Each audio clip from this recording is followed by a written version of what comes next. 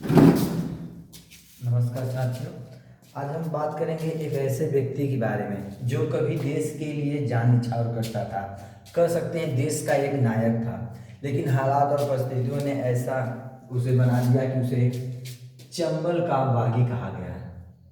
चंबल का बागी, हाँ, उस व्यक्ति की बात कर रहे हैं जो कभी देश के लिए अपनी जान भी न्यौछावर करता था, लेकिन कुछ हालात ऐसे हुए कि उसे चंबल का बागी पड़ना पड़ा। हम बात कर रहे हैं पान सिंह तोमर।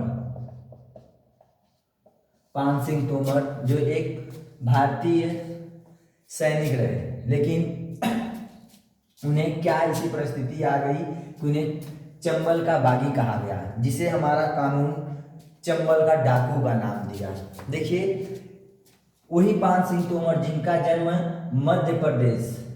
मध्य प्रदेश के एक छोटे से गांव में भिंड में जन्म हुआ था। इनका जन्म 1932 में हुआ। 1932 में हुआ। इनके पिता एक किसान थे और ये भी उनके साथ किसानी का काम करते थे। काफ़ी बताया जाता है कि ये काफ़ी मेहनती और काफ़ी मजबूत थे, जिन्हें इन्हें सेना में भर्ती हुआ। इन्होंने सेना में भर्ती होने के बाद इन्होंने देखा कि वहाँ पे रेसलिंग का भी चांस मिलता था। जब एक दिन इन्होंने कुछ व्यक्तियों को दौड़ते हुए पूछा, तो अपने कैप्टन से पूछते हैं कि इसका क्या है, तो कैप्टन बताता है कि इसमें रेस में भाग लेने वाले को जो पहले पे आता है उसको इनाम मिलता है। ऐसा कुछ बताने पर इनके मन में भी जिज्ञासा जगी कि मैं भी देश के लिए दौड़ूं, कुछ मेडल जीतूं।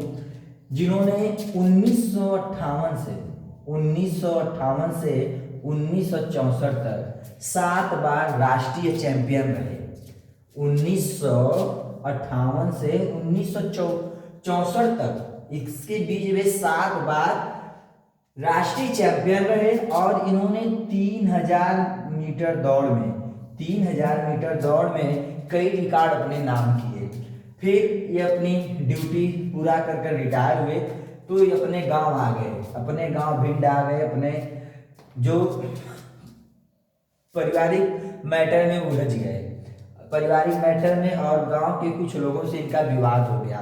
ये सैनिक में रहने के नाते एक कानून को पहले वैधता देते थे।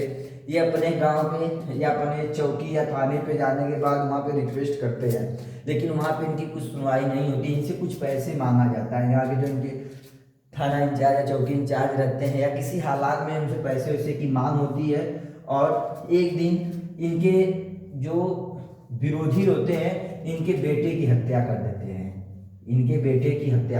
हैं।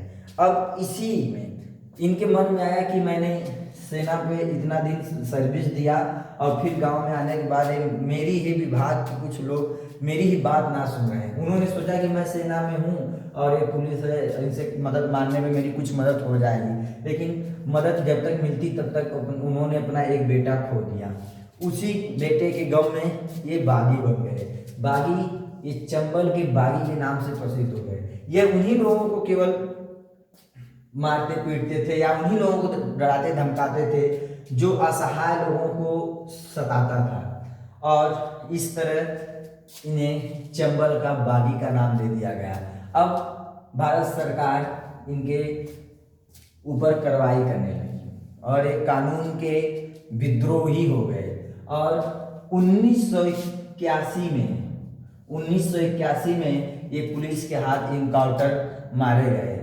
यहाँ पे इनका इसीलिए कहा जाता है कि समय और परिस्थिति एक अच्छे से इंसान को भी बुरा बना देती है। नहीं तो जो इतने सालों तक अपना पूरा जीवन काल एक देश की सेवा में बिताने के बाद बचा कुचा कुछ साल उन्होंने सोचा कि अपने घर परिवार में अच्छे से बिताएंगे, लेकिन मानवता और व्यक्ति का ऐसा स्वभाव है कि कुछ लोगों को हंसता खेलता देख ही नहीं सकता, और छोटे छोटे विवाद में उलझने के बाद एक अच्छा खासा देशभक्त को डाकू का नाम दे दिया गया।